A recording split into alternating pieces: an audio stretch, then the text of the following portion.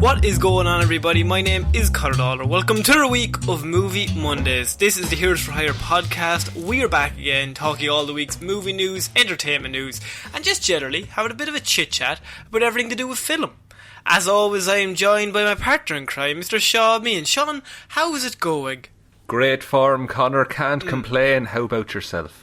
Well, I was having a good day until I found out that this week is the 10th anniversary of Toy Story 3, and now I'm kind of questioning life, time, and maybe death. I saw that in the cinema when it came out. Toy Story 3 is the 10th anniversary this week. That's, as in, they've started counting anniversaries for every 5 years, right? Yeah, but, like, you know how... No. I was just going about my day. I was like, wow, I'm so young and free. And then I seen that and I went, oh wow, I'm old. Oh my god, that is horrifying. Just everyone take a moment. We're not even going to get into Shrek and Shrek 2. When they came out, could have been in the 1900s at some stage. That's when they're set, I mean, like it's a documentary. I do believe that, yes. So, Shaun, as always, every single week with Movie Mondays, I'm thinking, no movie news. What are we going to do? Cinemas around the world have lost $30 billion or something ridiculous. That's it's a all lot a of whole money. thing. That's more than I have. But Truth. I was... But then, just before... Today's Monday, as... I mean, it'd be weird if we recorded this on a Tuesday, but... Two things happened in the last few days. One, we got a Zack Snyder Justice League teaser trailer, Shaun. And then number two, we got a lovely trailer for the King's Man, I should say. I was going to say Kingsman, but that's a separate movie. No, I've said this to you before. Yes. It's the King's Man.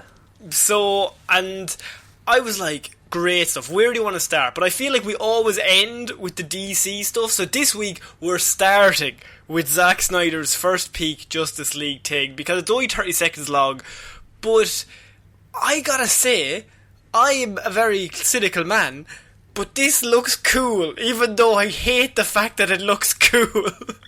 I think you're going to be angry whatever happens with this film.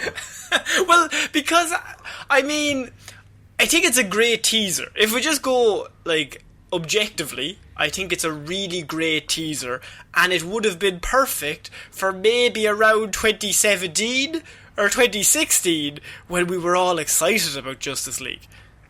Yeah, because especially like the content of this teaser, it's coming like right off the back of Wonder Woman being a massive success, and it really ties Justice League into Wonder Woman, as in like, oh, these two have a connection. Yeah. Now, of course, if you haven't seen it, just go to Zack Snyder's Twitter page. As I said, it's only 30 seconds long, and it's just... I don't want to say it, but Max Landis is back. Well, Lex Luthor is back doing the voiceover, and he's spouting things about Darkseid, and it's just Wonder Woman looking at a picture of Darkseid on the wall, an engraving or whatever, a painting. Yeah, which is fucking genius. Yes, he's like an ancient villain. Yeah, and it establishes he's been around forever. Like there are there are ancient drawings of this dude, and even the ancient drawings call him a threat. And even nobody's been able to stop him in every single year he's ever existed. Nobody is able to, which raises the stakes for later on when, of course, Superman comes back and is like, don't worry guys, I got this. Yeah, as opposed to fighting Steppenwolf? Steppenwolf. Yeah, Steppenwolf, which is Darkseid's uncle. Yeah, and what am I going to ask here? How much Darkseid do you think was filmed, if you get me? Like, at what point did they decide to drop the Darkseid stuff? Because we've heard before that he was meant to be in the movie. I think Darkseid... Now, I don't know any of this for sure, but the vibe I got was Darkseid was the original bad guy for part 1 and part 2.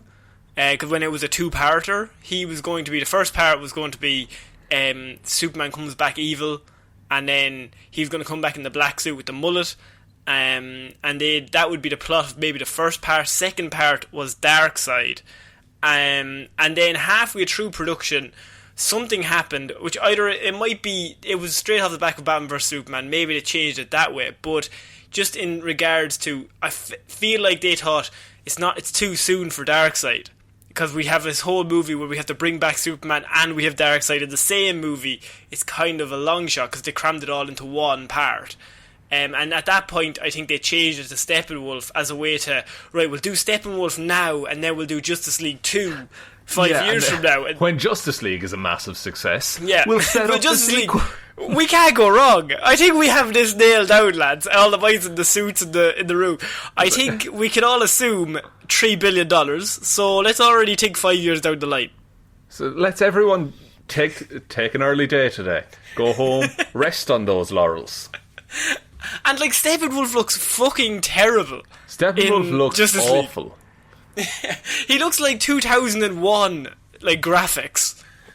2001 like PlayStation graphics. Scorpion King. He looks like the end of Scorpion King. And he doesn't match the background. That whole final fight is a mess because it was regraded. Like the original shots look quite nice, but then they put this weird red filter over everything, which comes from Joss Whedon. So I'm pretty positive he was the one who put that filter. But of course, Zack Snyder puts a blue filter on everything. Why do we have to have a filter? Look, of the filters, I prefer a blue one. Okay. What about no filter? Fits back. Shut the fuck up. What if we just film things and then make it look cool? Huh? What about that? I don't agree with it. I bought all this coloured gel. Now, the interesting thing about this is, what did you think of Lex Luthor doing the voiceover? That kind of raises the idea that Lex Luthor is in this movie more. He's not even in the original Justice League, other than the very end, I think.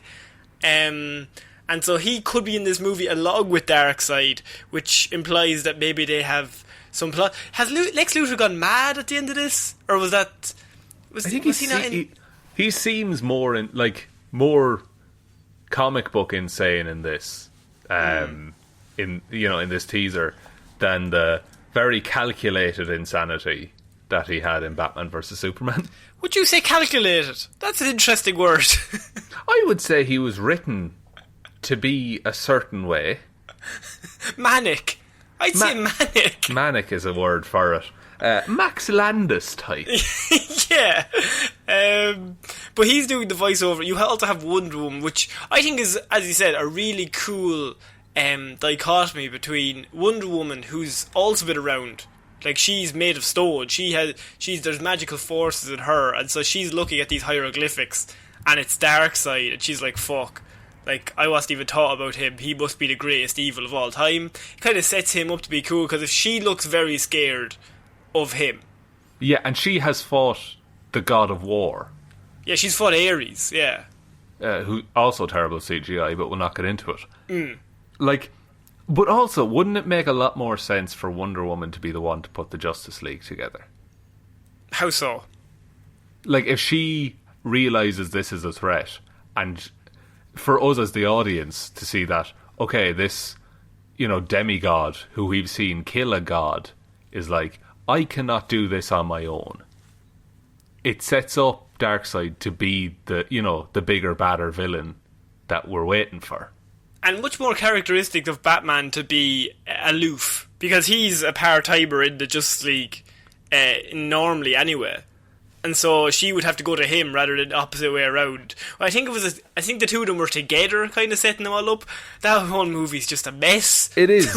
But Batman's little thing at the end where he drops everyone off and then he's like, now I'm going to do it myself. Yeah, what's the point? That makes way more sense if he had no involvement in putting the team together.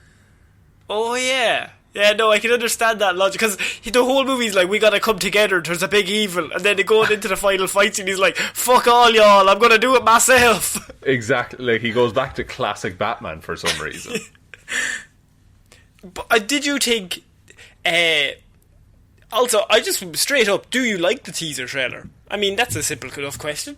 I like it, because I have no fucking clue what's going on. True. I like the music. The music score is really good Just as I mean, it's 30 seconds. There's not much to it, but it's just epic. Like, it happens. You're just like, there's a brief like shot of just adrenaline. You're like, this could be cool, and then you remember. Yeah, and the shot at the end as well of just... Is that the battle that we saw in Justice League? You know, where you see the Green Lantern and everything like that? I think it is. It looks around the same set. Well, set's a loose term. It looks like the same CGI as they used in that battle. Now, you saw Steppenwolf in the movie. But I think it's changed to Darkseid. I think that like he swapped out a model or whatever. I think it was originally Darkseid, and they just changed all of that to Steppenwolf, which is why he looks so bad. Oh, I getcha.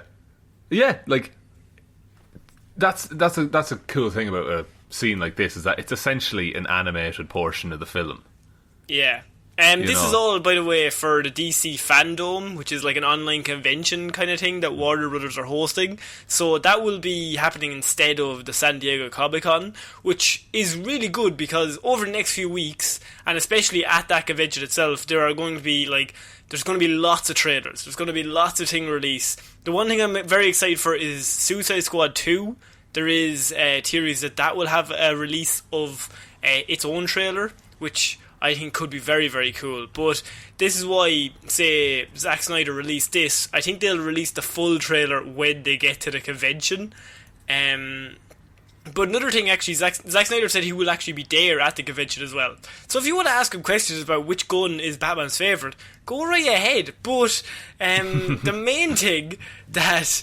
he also came out this week, and it was revealed, he revealed it in a tweet, as is usual, that the Robin, do you remember the Robin in Batman vs Superman? You know, the Robin suit? Ha ha ha, joke's on you, Batman. Ha ha, joke's on you, Batman, exactly. That is Dick Grayson's suit. So Dick Grayson is dead in this universe. No. Yes. Little Dicky? What? They killed Little Dicky. Dude. If Dick Grayson became Red Hood, that is like unstoppable. No, yeah, but I don't like it. I know you don't like it, Connor, but think about it. But I think that's just Zack Snyder being classic him, and just like, we'll take the one character in Batman who has any sort of likeness to him, kill him. I only want Batman. I only want edgy grit. We can bring Jason Todd in. You're Robin forever. You're never going to die, Jason.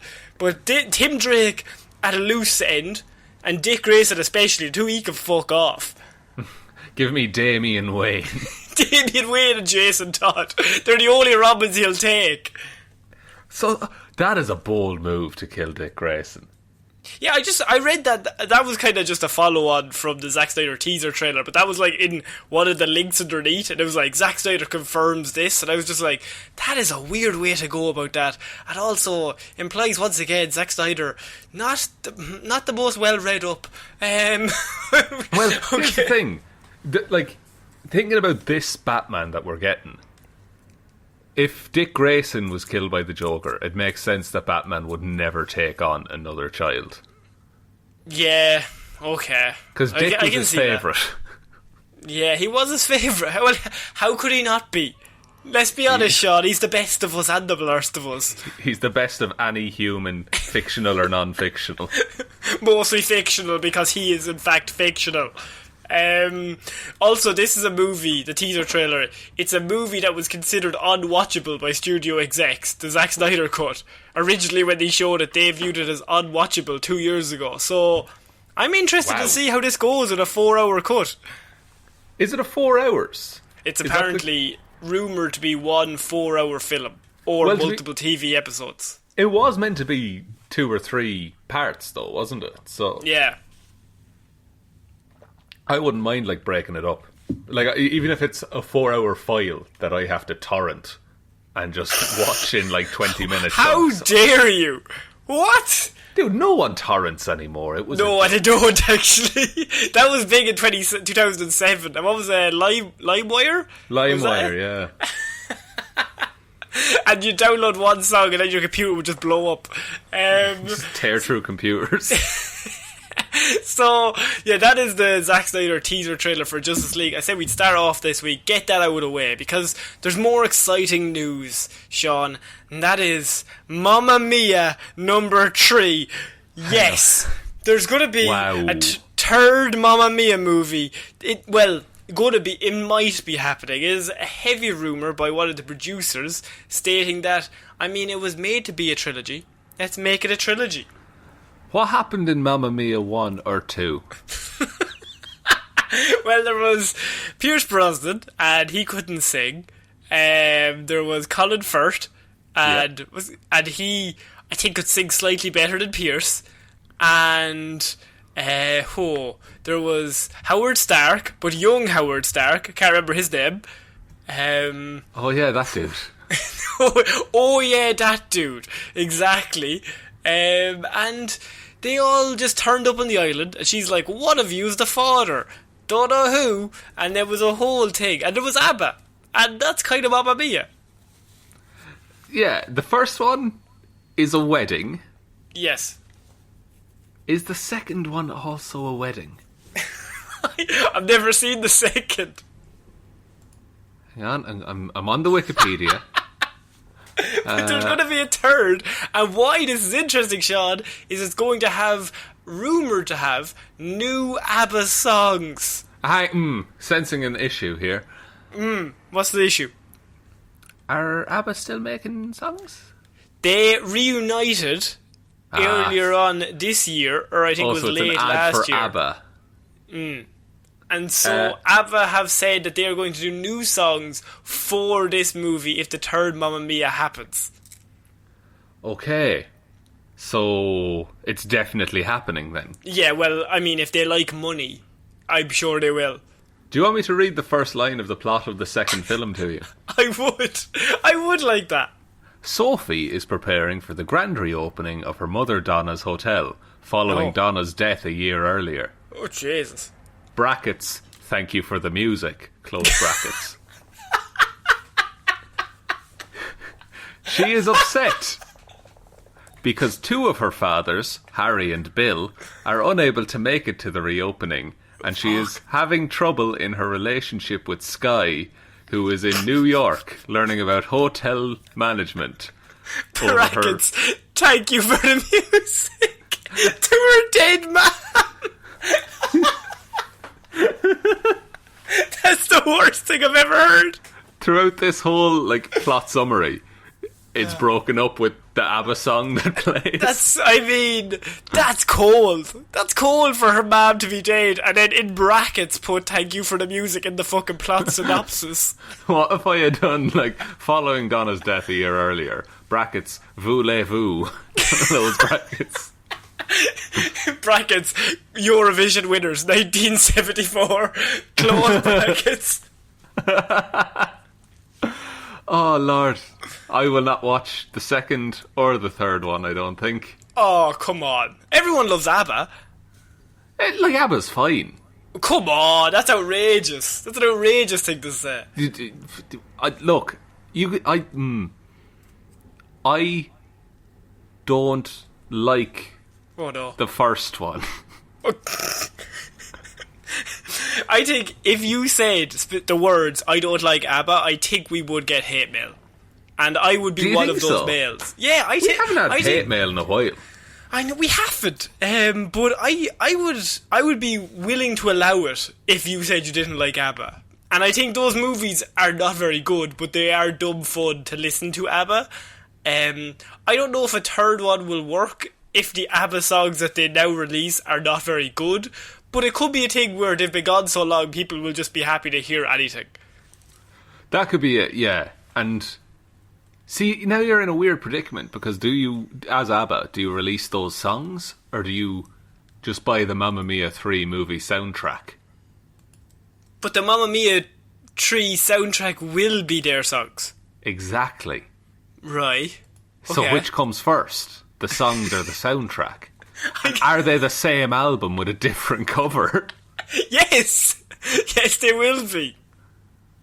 But, I want to buy both. You buy one, I'll buy the other. No, because physically. on the soundtrack it'll have Pierce Brosnan singing, and I don't know if you've heard Pierce singing, Sean, but Pierce is I'm sure he's a lovely man, and we all have talents, but I think Pierce would be better served maybe not ever singing. Wow, that's a lot to put on the man, to just ban him from song. No lyrics from you, Pierce, I'd say. Yeah, unless those lyrics are dun dun dun dun dun dun dun dun dun. That only that. I'll only allow that, or you shouting at Sean Bean to buy you a pint. Those are the two reasons. Other than that, get out of here, Pierce. And then he says, "Mamma mia." Which, I mean, not even in the movie, Pierce. He didn't even read the script. He's Irish, we're allowed to slag him. Okay, He's one of us. He's one of us. We're going to move on. There's going to be a Mamma Mia 3 if we all just... I mean, if there's anything to come out this year, we all need a bit more ABBA. Look, I was trying to think of an ABBA song to use as a pun, but can't do it. Oh, come on. I was going to as well, but I won't even give you the other, because you just said you hate ABBA. You said I don't hate ABBA. Okay. I'm indifferent to ABBA. That's worse. That's worse. Okay, we're going to move on to something that somebody else is indifferent about, and that is Star Wars. But I'm not talking about myself here. Oh. Oscar Isaac has come out this week and has stated that he has no desire to return as Poe Dameron right now.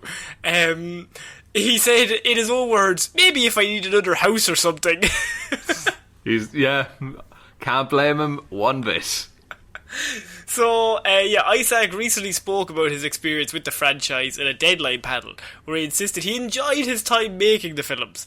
I enjoyed the challenge of those films and working with a very large group of incredible artists and actors, prop makers, set designers, and all that was really fun.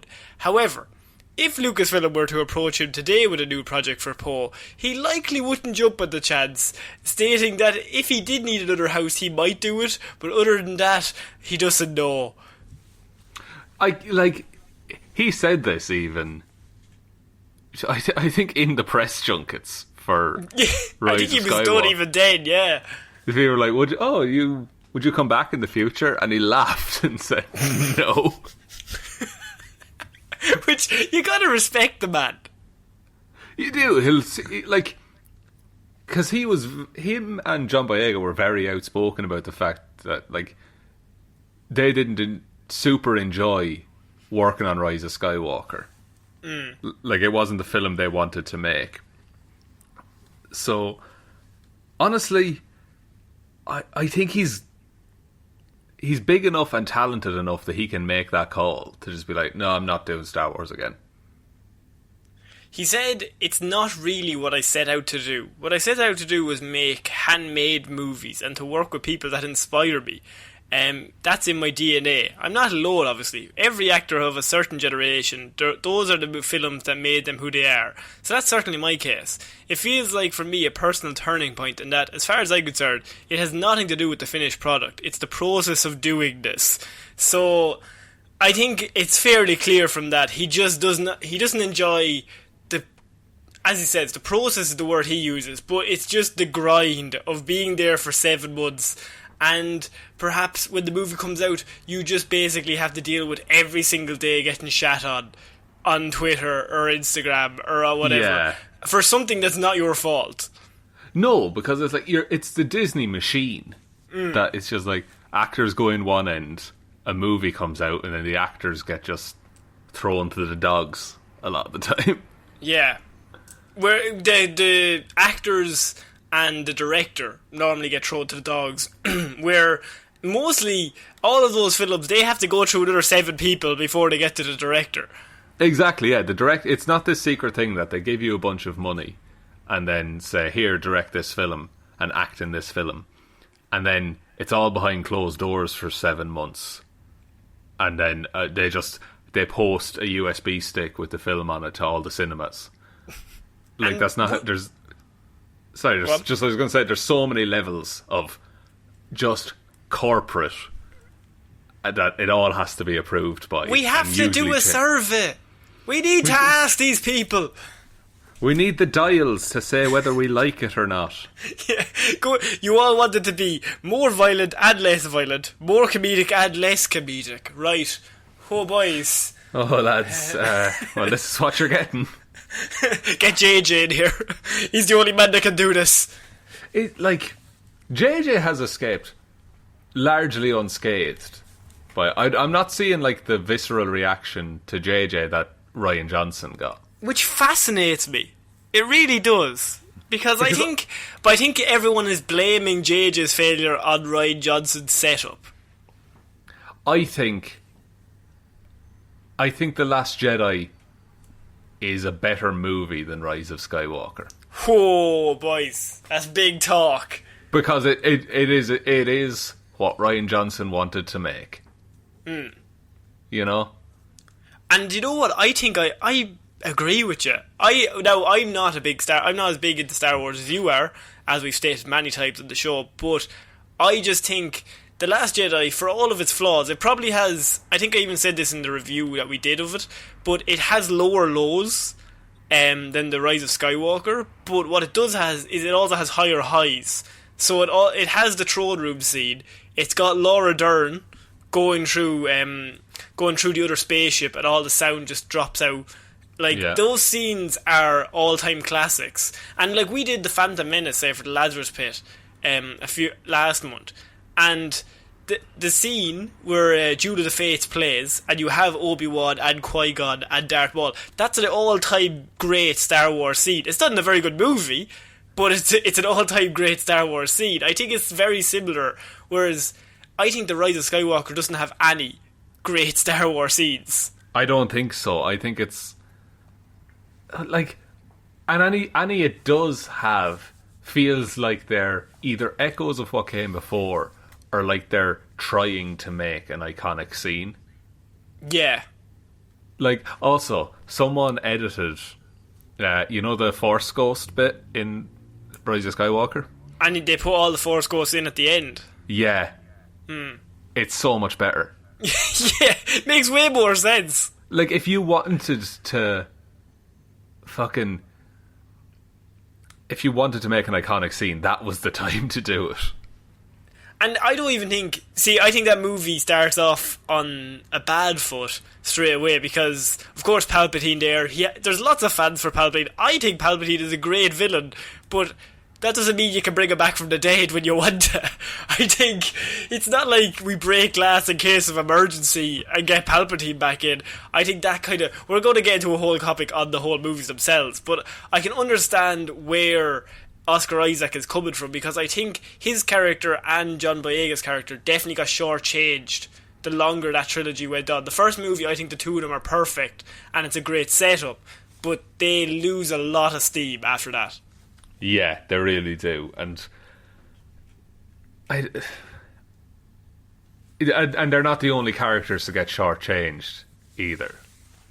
Kelly Marie Tran got done in Rise of Skywalker.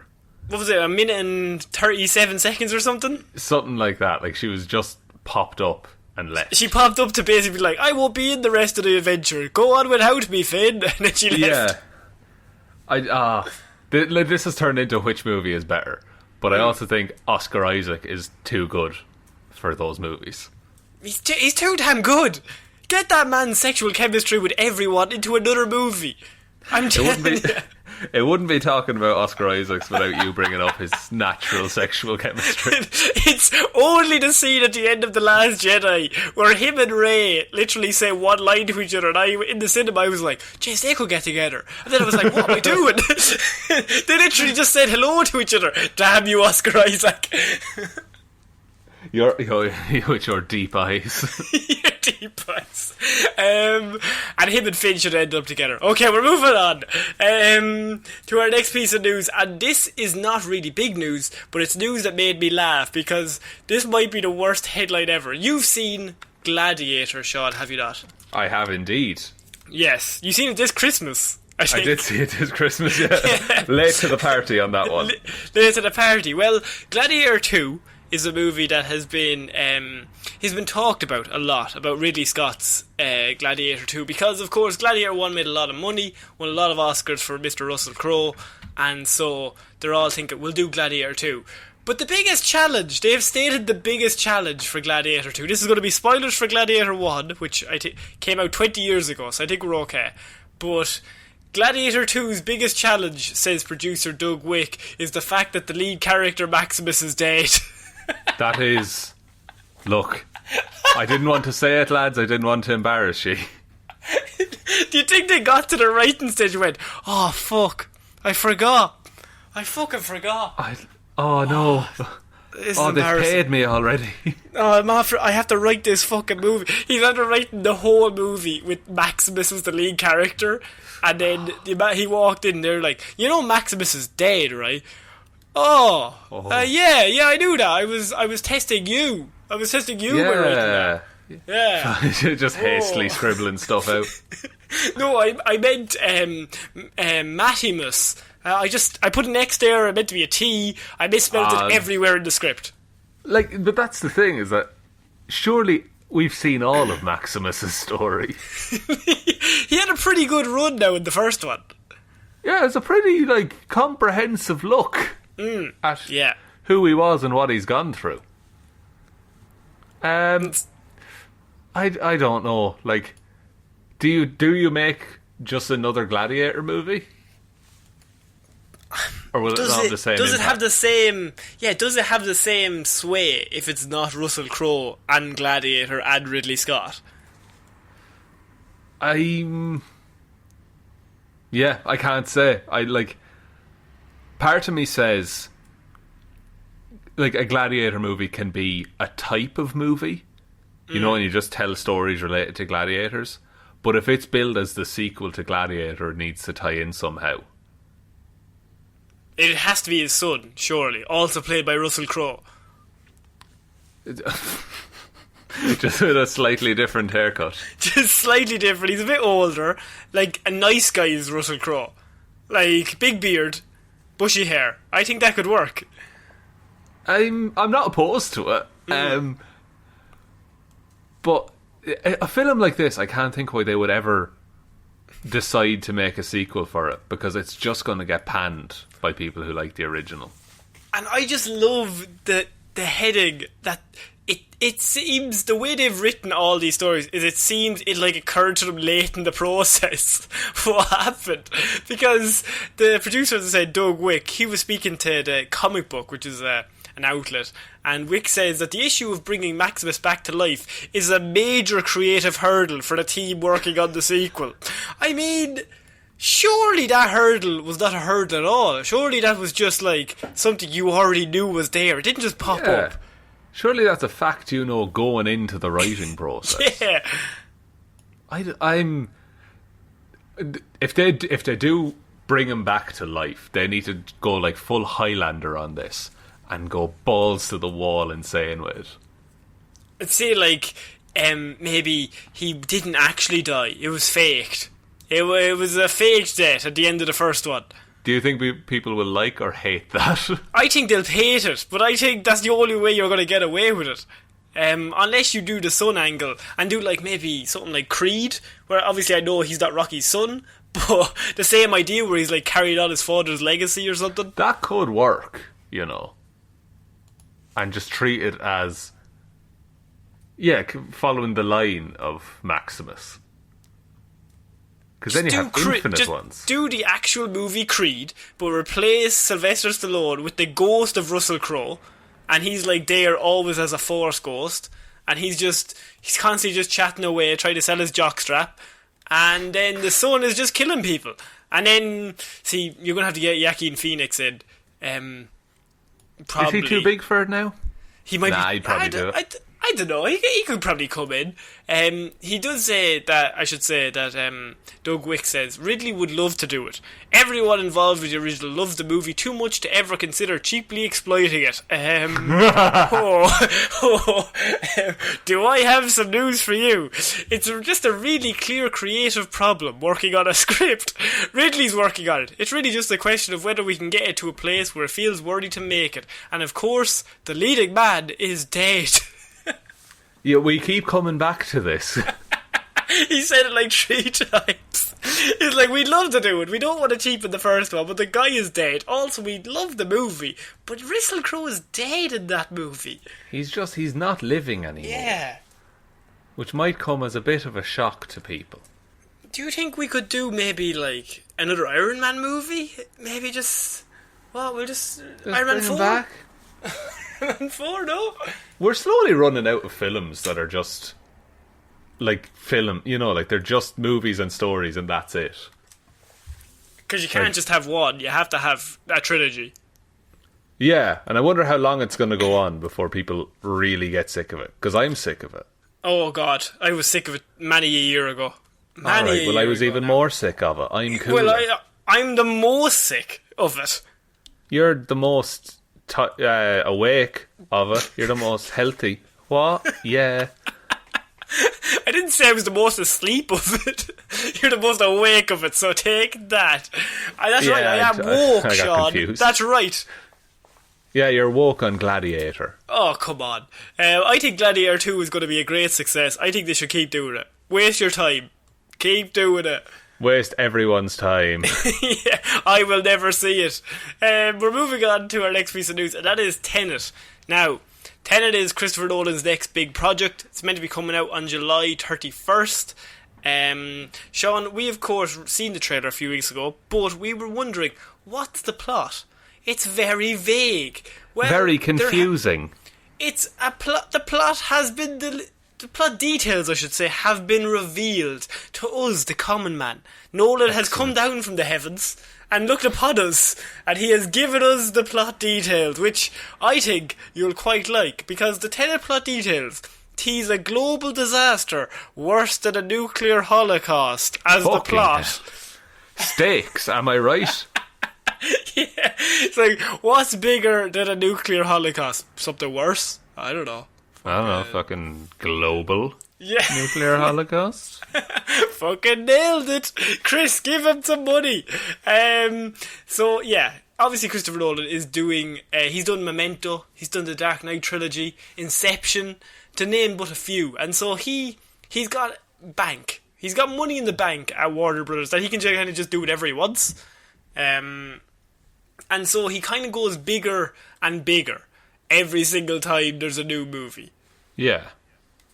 And so like, go on. I was just going to say, there's like a ceiling to him going bigger and bigger that he'll eventually hit. And then he'll fall from grace. No, he won't, Sean, because you know what he'll do then? He'll go back in time, which is what Tenet does. Good. Oh, shit. God. So, I completely forgot. Now, Kenneth Branagh is in the film, and he has come out, and this is the plot that he gave for Tenet. So let's try and figure this all out together. It's an espionage piece that's dealing with a global threat to the world, which, I mean, a global threat normally would affect the world. A nuclear holocaust. Yeah, a nuclear holocaust is not the greatest disaster that could befall the human race. Tenet discusses an even worse possibility, and it is wrapped up in this mind-boggling treatment of time that continues Chris Nolan's preoccupations in films way back to Memento through Interstellar and Inception. The confusing time ones. Yeah, the confusing time and space, all the same while combining world-ending scenarios. Does this just mean that it's going to be a plot where the bad guy wants to blow up the world and the good guys have to reverse time to get him? That's... he'll try and say that it's not that, but I think it's that. I think it might be that. It's also a fairly bleak breakdown. It doesn't leave much room for hope, does it? No. He needs to... I was going to say he should work for DC, but he did. Oh, that's what... They did this to him. They made him sad. Before this, he was going to work on the Angry Birds movie. He wrote the first screenplay for it. But given that Nolan's actors have reportedly even had difficulty getting the story straight, there's surely much more to the film than just this. That's right. There has to be more to the film, more than time-travelling global threat, nuclear holocaust, What the fuck does the word Tenet have to do with it? I don't understand. I don't understand anything. And the more plot details that come out, the less I understand. That's the thing. For the longest time, this was the only movie we had to talk about. Yes. So now I'm sick of talking about it and I just want to get it over with. There'll be no more Tenet news after this. Even if they tell me exactly what happens, I still think I won't know what's about to happen. I'll have watched this film and I'll be confused. I just know that's how it's going to be. No, I think so too. I think we're going to watch this and then you'll get people going, you have to watch it more than once to fully grasp it. And I'll say that's weak storytelling. Yeah, if I'm not smart enough, now I am an idiot, but if I'm not smart enough I to will figure confess. it out, I'll confess straight up, you gotta really lay it out for me, because otherwise I'm not picking up the subtle details of what you're putting down here. But at the same time, like, I like bombs and guns and shooty shoots, so come on there now, Chris, give me a bit of them. I hope I go and see this and I'm like, yeah, I loved it, and I probably will say that. But yeah, you are pretentious, you know what I mean? I really am. Connor, you need to watch it more than once. I need to watch Joker. Yeah, you need to watch Joker more than once. But just like the last 5 minutes where a certain set of pearls falls to the floor. Oh, yeah, no, absolutely. I'll watch that on a loop. Play that at my wedding and funeral. I think there wouldn't be a worse scenario to get me to torture me. Like, if I was a criminal in war, they would just get me, tie me to a chair, and then play the last 5 minutes of Joker, and then the first 5 minutes of Batman vs Superman, over and over again. Like, what war are you fighting in that's your torture? The war on... I think the war on, like, crime. Just crime in general. I'm kind of a badass in that regard. That's true. Wait. You're fighting against crime or for crime? Oh, actually, hang on. The war on crime is against, surely. So you're being tortured by criminals. They like crime. Obviously. Jeez. That's true. Sorry, the side, yeah. Why would the side that doesn't like crime commit a crime? You're not picking down what you're not picking up what I'm putting down. I'll pick down whatever you want. Oh no, I forgot how to talk. I'm looking currently at one of our Patreons, Raymond Ging. He made us a poster, or he painted us a poster that is amazing, and it's our Here's for Hire logo. It's on a green canvas and it says keep calm whenever things go slightly awry, and he spells awry with AWREE because he's a dickhead, but it's because of that one time, maybe 7 times, where I said awry instead of awry, and I just think that might be bullying to have that hanging up in this room. I think the fact that you hung it up as well is impressive. You have to learn from your own mistakes. That's true, and one of these days you will. One of these days a story will come up and I will say alright. It may be not today, and it won't be probably Wednesday or Friday or next Monday, but it will be at some stage. I will say alright instead of Ori. I think you were just so in the zone that you just, syllables had no meaning anymore. No, you just keep going. Yeah, but then the problem was you kept saying Ori for the rest of the episode. Because you were being mean. That's true, you might say the whole episode went a bit awry. Oh, no, you wouldn't, because that's not a word, Sean. I fucked it, Connor. I just wanted to give Ray a shout out, because I look at that poster every time I'm in this room, and I always look at it, and then I giggle and go, dickhead. Yeah, dickhead. So, we're moving on to our next piece of news, and that is... Wedding Crashers sequel story is teased by director David Dobkin. That is right, there could be a Wedding Crashers sequel. 2005 was when the Wedding Crashers film came out. Is that the Vince Vaughn, Owen Wilson joint? Vince Vaughn, Owen Wilson, Rachel McAdams. I mean, they're all have Isla Fisher's in it. I think Bradley Cooper's in it for a little bit. Well, look, it's an all-star cast. It's an all-star cast from 2005. And you know what we need? More Vince Vaughn, Owen Wilson team-ups. Sure wasn't that Google one class? I think that was the review on the poster. Sure, isn't this one class? Lads. But like, no. You fall dangerously into, the same ilk of film as Dumb and Dumber 2 and Toolander. I don't know if quite silly comedies are the way to go for a sequel 15 years later. I think Wedding Crashers 1 is a very good film, though. Now, I haven't seen it in a few years, but when I was younger, or like when I was like 16 or 17, I used to think that movie was great. I haven't seen it since then. That's fair. You know what? That's fair to say. But what are your... First of all, would you see a sequel? Probably not. Not in cinema, anyway. Yeah, probably not. It would be the same thing as Dumb and Dumber 2. Like, I like Dumb and Dumber, but Dumb and Dumber 2 came out into the cinema and I had no interest in going to see it. Because why would you? Yeah, because the first one is going to be infinitely better. Yeah, and I don't know. Look, I would love if Wedding Crashers 2 was a great film. I just can't think of an... Go ahead.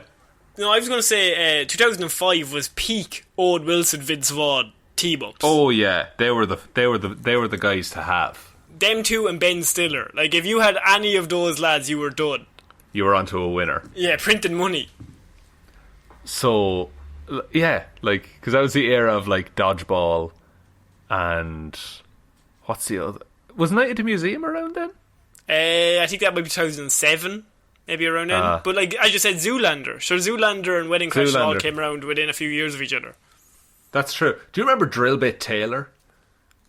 No. I've no idea what Drillbit Taylor's a fucking great film. It's Owen Wilson, and he plays a bodyguard for some kids. Do you remember Marley and Me? What a fun romp. I'm not allowed to watch that movie, because apparently it's too happy. Yeah, it'll only cheer you up, Sean. There'll be no need. I wouldn't sleep for days. You wouldn't sleep with the happiness. Lying in bed, just a big smile on your face. It's terrifying, really. So the director, David Dobkin, came out and he basically said why he, Wilson and Vaughn kept turning down Warner Brothers for a Wedding Crashers 2. He says, everybody, I mean, come on. Everybody keeps hitting me up about a Wedding Crashers sequel. Everybody, Sean. Come on now. I mean, have you? Have I? Has anyone listening to this? Look, there's two of us. And that means literally not everybody has asked for this. I don't want to attack the man. We don't have a script, he says, that we're there with yet. For many, many years, every year I got offered to do the sequel. There were some very big deals on the table, and none of us wanted to do a retread of the same movie again. Anything within those first years that we talked about was the same movie, and we were like, why? Financially, I probably shouldn't have done that, but I did. And Vince and Owen didn't want to do it either, because Vince Vaughn, Owen Wilson, they'll only do good movies. So they're not going to stick to a bad one. They're like Oscar Isaac's quote earlier. Like they're in it for the process. Just remember the Google one. It's just so good. It's class, man. I've actually never seen it. The plot is not the Google one. The plot of the original Wedding Crashers, of course, two guys. One of them they keep hitting up weddings to sleep with all the bridesmaids. And then one of them falls for one of the bridesmaids, and it causes a bit of friction in the duos. But they're now saying that the plot for this sequel could be the two guys in their late 40s who end up being single again and have to go back out into the world. What a weird, difficult, challenging story that could be, he says. Right. Does that interest you? Surely that, like... It kind of undoes the first movie, though, doesn't it? That they are single again. And like they grew as people in that movie.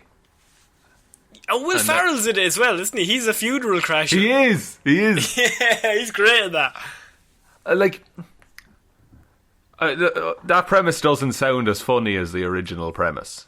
I just want to see a movie where sad Owen Wilson and Vince Vaughn are 47. and they're just trying to chat up young women. They're going to try and figure out Tinder. I know they will. There's going to be a scene with them on Tinder, and they're like, TikTok is going to be the same script from Google. It's going to be the exact same script. Is that what is? Have they gone from being the young goofballs to now they're the old men who don't get it anymore? I think they are, yes. But I think we are also. I think we all are. You eventually grow into that role. It'll happen to you. But what's worse is when you try to deny it. And you're like, no, I'm still cool. But does it make it better to make a career of it? No. Also, I don't think I have any interest. I like Wedding Crashers. I don't know if I want to see old, sad people, them on Tinder, being like, how do I swipe? What is this? I don't understand it. And they'll definitely have love interests who are 22. And those poor women are going to have to like try and fall in love with these two men. And then they'll be with the perfect person for them. And then they'll see someone, younger and flirtier, and then they're going to go off with them, and they're going to be like, no, I can't do this. And then they'll run to her in the rain. Oh, in the rain! Oh my god, it has to end with them crashing another wedding. I think that's the end of the first one. Do it again! Have them at a wedding, and they'll crash it, but they're there to declare their love for these young women who are too young for them. What if, right, they're at the wedding, and it's the perfect person that they've jilted, and now they've gone with another person who's not as good as Owen Wilson or Vince Vaughn. No. And then they run up the aisle. It's like, does anyone have any objections? And they run up the aisle and say, well, I run do. is, I mean, the jog. The jog. I mean, they've been in the rain. And then say, I have an objection. And then it all works out for them and not for the other person who was due to get married. But he was probably evil or something? Yeah, he was probably, I don't know, he probably kicked dogs. He kicked Marley. Not in the film, though, right? I'm not in the film. That film will just make you laugh, Sean, remember? Good. I'll save that for a rainy day. Yeah, when I'm feeling a bit down, I'll turn it on to cheer me up. Exactly. I think this is a terrible idea. I think just leave it. I think just leave it where it was. I don't think it'll be anywhere near as good or make as much money.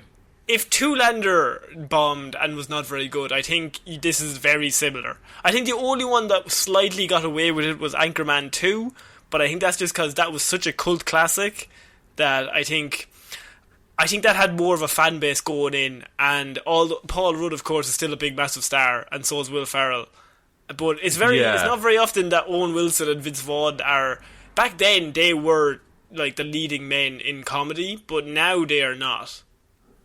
No, like I would say that the way, like the one movie that's left, I think that would make a decent sequel will be Dodgeball 2.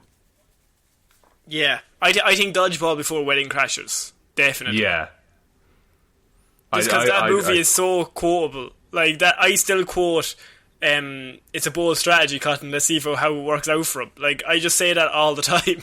Yeah, like and that's what Anchorman had, it was quotable as fuck. Yeah. But I don't know any quotes really from Wedding Crashers. I like women. So one of them says, I'm assuming. Oh, fucking hell. You don't love him, you love me. He's wet from the rain. You the rain, don't love him. Okay, we are finishing off Movie Mondays this week, Sean, with Kingsman talk. The new Kingsman trailer came out. Sorry, the Kingsman. I'm saying Kingsman. The Kingsman trailer dropped, I think, like less than 24 hours ago.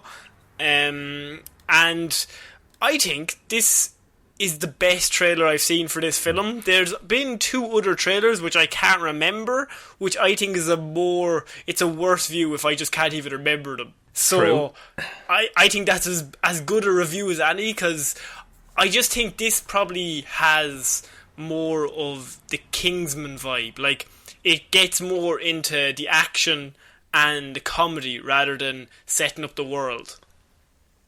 Yeah, and I like this as well, because this is an origin story, but not for any character. This is like the origin of Kingsman. Now, Kingsman 1 is a great film. Kingsman 1 2, is great. Not very good.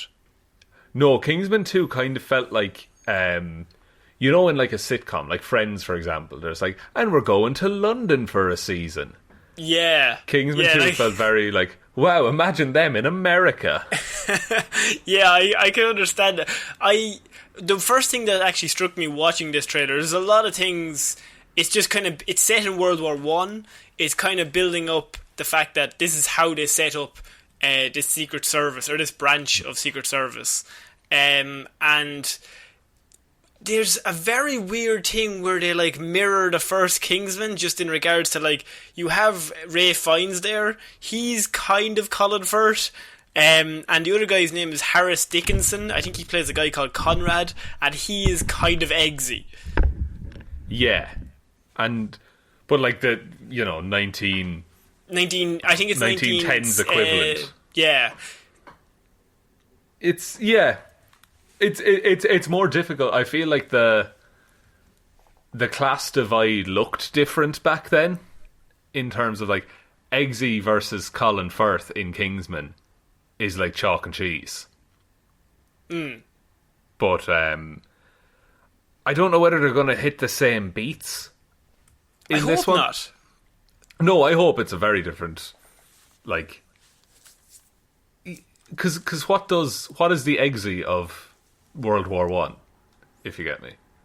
Yeah, I think what worked in the first one won't work here, just because like it's not going to be as good the second time. So you're going to have to make Harris Dickinson's character, or Conrad, or whatever his name is, he's going to have to be different. But I think this is Ray Fiennes' movie, though. Like, looking at it, it's just like the first one was Colin Firth's film. I think this is Ray Fiennes. He's going to be leading all the action scenes, and he looks like he's going to be either the guy who leads the movie through the whole way and then makes the dramatic save at the end, costing him his own life or something. Yeah, and I think Ray Fiennes is doing a great performance from what I see in the trailer. Yes. I think this is, for as ludicrous as Kingsman is, this feels more grounded, if you get me. I don't think this one's going to end with a load of colourful explosions. Oh god, no. Well, I really hope it ends with a sword gun. I really like a sword gun, Sean. The sword gun looks so cool. We both seen that, and when I watched it, we watched it separately, but I listened to you watch it, and you were like, sword gun, and I was like, sword gun. It just is cool. So he's playing the Duke of Oxford, apparently. Right. Yeah, that's Ray Fiennes. Yes. Yeah. And Harris Dickinson is the name of Conrad, who's like the dude. And you also have the Tooch. The Tooch is in this movie, Sean. The Tooch is in this movie. Is he Merlin? I think he's replacing Mark Strong as the bald man. I think they're just going like for like. They're interchangeable, really, aren't they? The two of them are interchangeable. So, but I will always happily have the Tooch in any film. I think the Tooch makes everything better. Livens up any party. Yeah, and if he's Merlin, even fucking better. I like it. I like the way it's, you know, it's a period piece. I feel this is going to trick a lot of people into watching this movie. Because if you see The King's Man, and if they release like a serious trailer, people who just like war movies will go watch this. Oh yeah. Do you think you could watch this without having known the other ones? I think so. I think they'll do a good enough job of like, because it's the origin, you know? Yeah. They're going to be like, this is how we will do things. Because it seems like we see the founding of Kingsman in this movie. So you see the founding of the Kingsman, like the Kingsman Secret Service, but you also have the leading villain, who we actually don't see. He's in the shadows.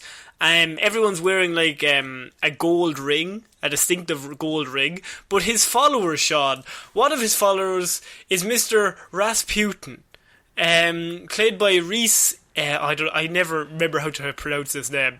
Reese Ifans, the guy from Notting Hill. Ah, yes, the very and the same. the doctor from the Amazing Spider-Man, the Lizard Man. Yes, he seems pretty good in this. Also, do you know about Rasputin? I know very little other than the fact he was like a Russian royal family kind of magical dude.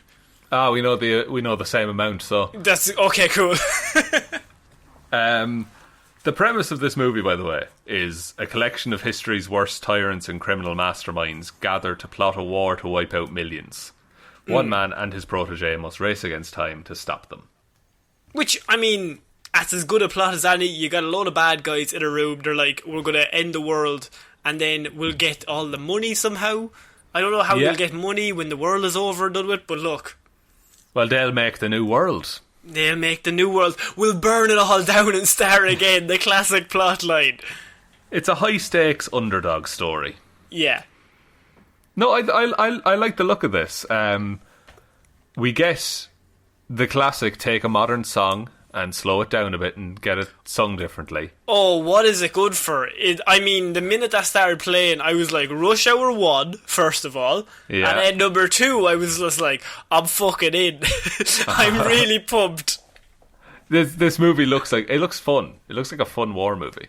And I think that's what was missing from the second one, but was definitely in the first Kingsman, where it's Matthew Vaughn on directing duty, and he's just going hard at in terms of just the fun part and the action, and there people are quipping, there people are bouncing off each other, and of course the chemistry between Colin Firth and Taron Egerton in the first one is very good.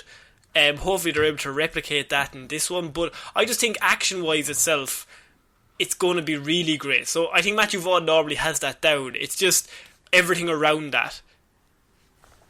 Yeah, it's the plot and the character interactions and everything like that. But I think Kingsman 1 is great. I think Kingsman 2 is fine. It's better than a lot of movies that came out at the same time as it. Yeah, it didn't do very well, I think. But I think you're right. I think it was just because the first one was so good, I think people had unrealistic expectations for the second one. Yeah, but I have high hopes for this movie. That's dangerous. It's risky, I know. I've dared to hope. Hope? What is it good for? Absolutely nothing. Yes! No, like, I'll definitely watch it. Also, Ralph Fiennes stops a grenade with a shield. He does, and he gets blown out through a window. Also, Rasputin died in December of 1916. So... Okay. This is set around that time. And then there was a very successful film called 1917. Oh, jeez, it's all connected. Hang on. This is going to be a carry-on from that film. It's all going to be no cuts. All just shots. Oh my god, imagine it. Imagine, at the end of this film, it went into that film. It just, like, the after-credits scene is that film. And the full 2-hour film. Yeah, and you can't leave. No, you have to stay. It's after-credits scene. No, you put it as the mid-credits scene, and then the after-credits scene is different, so you have to stick around. The after-credits scene is Thanos. Yeah. Fine, I'll do it myself. What the fuck is going on here? Then it goes straight into the Infinity Saga. The whole thing. So that is the Kingsman trailer. I think it looks very good, and I actually am more excited about this than I probably would have. I just think it's a really good trailer for what it is. Yeah, and it doesn't give away too much either. For a third trailer, like. No, it's so I think that's it for this week's Movie Monday, Sean. What a week! We got actual movie news again. Actual movie news, very unlike us. Very, very unlike us to actually report on anything. Yeah. So, Sean, do you want to take us out? Yes. Thank you, everyone, for listening to this week's episode of Movie Mondays. We will be back on Wednesday with Weird News Wednesday, Friday with Hero or Zero, and next Monday with another episode of Movie Mondays. Big thank you goes out to everyone who supports us over on Patreon. Alexander Williams, Ciara Lawler, David Clarke, Ed Ball, Joe Burney, Ray Ging, Roisin Hally and Ryan Evanson. Thank you all so much for continuing to support the show. You've been absolute treasures. If you missed it, actually, we put out a new Patreon exclusive Lazarus Pit. Or what do we call it, Connor? Patreon exclusive Lazarus Pit is what we call it. Pelp is the correct answer. Don't be ignorant. Alright, teacher. You actually sounded like a teacher. Don't be ignorant. Okay? Don't. Just be better. Yeah, okay, sorry. So we put out a Lazarus Pit episode. We did a talk about / review of X-Men First Class, which was a lot of fun to record, and the movie was a lot of fun to watch. So yeah, X-Men First Class is one of our faves, so it was just us gushing over Fassbender for an hour. Which is most things with Fassbender in it, to be fair. Did you see him on Graham Norton that one time? He was so drunk. Wait, no, what? No, he's a respectable man. He'd be good in a Kingsman movie, actually. Oh, he'd be good in any movie, Sean. He would. Don't put him in Star Wars, though. He's too good. No, he's too good. So yeah, that is up on Patreon for all of our $5 and above patrons. If you haven't listened to it yet, or if you think you might enjoy that thing, head on over to the link in the description or patreon.com/Heroes for Hire podcast. Yes. Also in the description, a link to all of our social medias. You can also email us, heroesforhire_@outlook.com, if you have any news for us and you'd like us to talk about, or just hate mail.